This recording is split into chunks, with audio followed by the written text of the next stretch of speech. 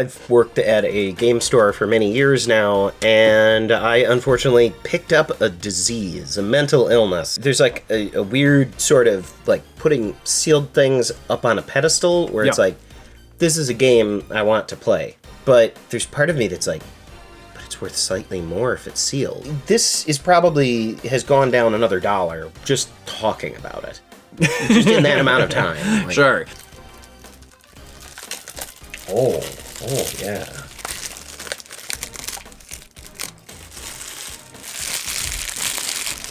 If you get a new game, and I've fallen into this trap before, and I don't play it for a little while because I'm busy, maybe I want to beat another game first, right? And I'm not getting to it, like a year goes by, right? Because I don't play games very fast. I've been playing Tears of the Kingdom, exclusively Tears of the Kingdom, for like 8 months or 9 months, and that's the only thing I've played, other than stuff for Hard4Games, right? I rarely actually play video games, unfortunately, just life happens, right? So I have like other sealed games where it's like, oh geez, it's been like a year or two, and I haven't even like opened my Trials of Mana or anything. So then you kind of start wondering like, oh my god, like should I? Do I open it? Like it's been this long, like do I just leave it this way? So does anyone else have that mentality? Do any of you guys fall into that, as you say, disease of, oh my goodness, it's been sealed, I should keep it that way? So this is Umehara Kawase Fresh, which is a fun little action platformer wherein you like hook things with a fishing rod. If you've never played the series, give it a try. It is a lot of fun. There we are. You might be able to tell that I'm a little out of practice at opening games. Oh, hey, this has an instruction booklet and the map on the inside. Check it out. Oh, that's something. And, you know, realistically, you know, I have all of these Steam games that I've never opened. Yeah. And I'm afraid to open them. And if that sounds ridiculous, well, the whole thing about not opening them overall is ridiculous because it's just software, you know? I mean, yeah, sometimes you can make money off of it, whatever, but it is just software. And if you aren't enjoying the software in any way, shape, or form, it is literally just plastic or some, you know, whatever, you know, materials are in there. Also, the weird purity fixation some people have with, like, also, like, the condition of it. Does it rattle at all if I do this? Oh, no, so, like, yeah. I have the first Katamari Switch game. But this is the sequel, We Love Katamari Royal plus Reroll plus Royal Reverie. But, a legal declaration and a cartridge. This is therapy for you all. Yeah. For us and for you all to be like, listen, it's okay to play your goddamn games. Yeah. You know, it's just, you know, they're going to lose $1 of value, that kind of thing. Just play your games. You bought them to play them. Yeah. Right? You know, I also feel like there's a lot of people who will buy like 2 of a game now to keep one sealed.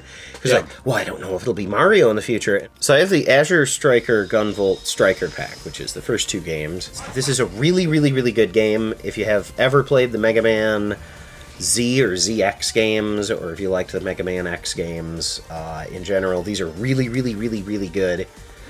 Finally, a third one came out on Switch. And there were 2 side games that came out on Switch, but I got them used as imports. One because a friend of mine traded one into the store, and the other because I was in Akihabara the day that Limited Run announced they would be handling the release. So I got this for, I don't know, like $15 or less in Akihabara. So I was like, screw you, Limited Run. I'm not going to wait, 10 months for your damn release. But there it is. Yay! And the actual cartridge on the inside is just the Japanese cart. If you'd like to join me on this one, I've got... Okay.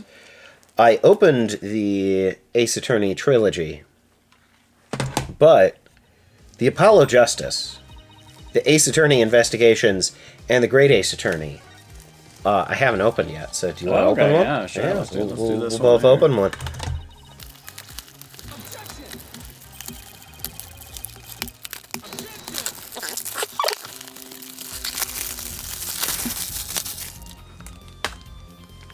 Oh, hey, that comes with a thing. Well, kind of. A little code. As small of a thing as a thing can be. I guess I'll do Ace Attorney Investigations next. Ooh. This is one that I've been very much looking forward to, because one of these games had not had a U.S. release for over a decade, and we'd all been waiting for it. And I was certain they would just simply not do it, but thankfully, all these other re-releases did really well because guess what? It's a really fun game. And there it is. Yay!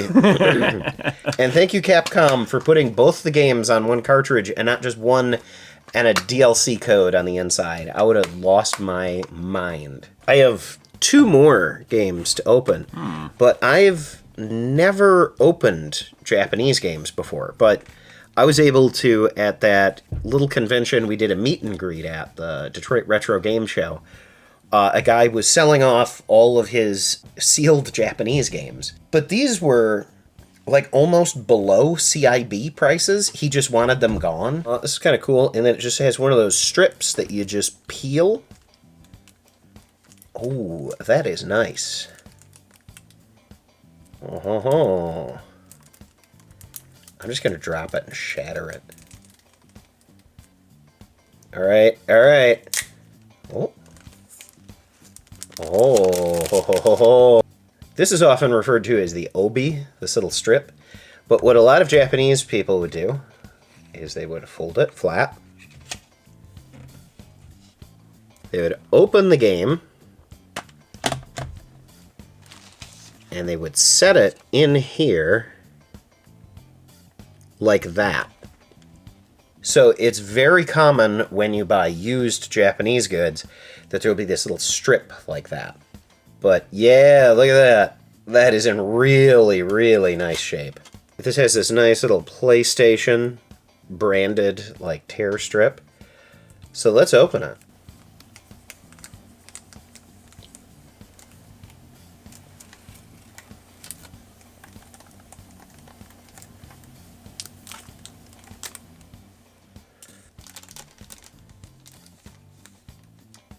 Free from its plastic slumber. Alright, now we can take a look at that nice beefy manual and oh, look at that. You popped off of there. So Omega Boost is a really fun little kind of like almost like rail shooter, but it's by the same people who made what is it, like Gran Turismo 2, like 2 motorcycle racing games. Then they made Omega Boost, and then they've made Gran Turismo and nothing else since. I have to say, overall, like, especially the disc art on Japanese games has aged so well. Yeah. It looks so good. Probably a good excuse now to actually get around and play some of these. There's nothing stopping you in terms of that mental barrier. Yeah, they're open now. Sealed. And now if you open your games, there won't be a mental barrier as well. You can play them should you have time, which of course is also the biggest factor. Yeah. I've got an urge to go and play the Ace Attorney game, so I may end up playing those on stream. Yep. So that I don't hurt the Hard4Games algorithm, because if I stream on this channel, it really screws up the algorithm. I've started my own Twitch channel, which is twitch.tv/JohnsAshes. It'll be in the description below. Feel free to go give it a look. So let us know in the comments below what games you have that are sealed that you're thinking about opening because you actually want to play. Yeah. And also what games you have sealed that you refuse to open. Yeah. I'd like to know in the comments below. But until next time, plenty of good stories. Maybe somebody got something for your birthday, or a past relative that you're like, I'm just going to preserve that. Yeah, exactly. Who knows? But until next time, we appreciate you guys watching. Please subscribe. We were so close to that 100,000 mark. So close. We're trying to get there in the next month or two. 2 months, probably. We're like 780 to go or something like that. Close. Very, very close. Yeah. But we appreciate you guys, and hopefully we'll see you all back for the next video. Take care. Bye-bye. They become